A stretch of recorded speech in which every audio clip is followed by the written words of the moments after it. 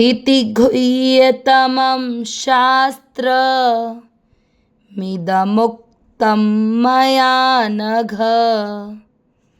इति गुह्यतमं शास्त्रमिदमुक्तं मया नघ।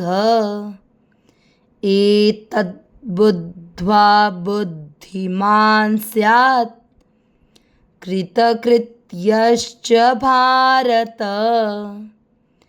एतद्बुद्ध्वा बुद्धिमान् स्यात् कृतकृत्यश्च भारत।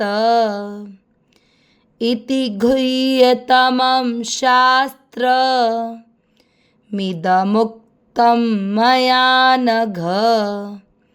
एतद्बुद्ध्वा बुद्धिमान् स्यात् कृतकृत्यश्च भारत।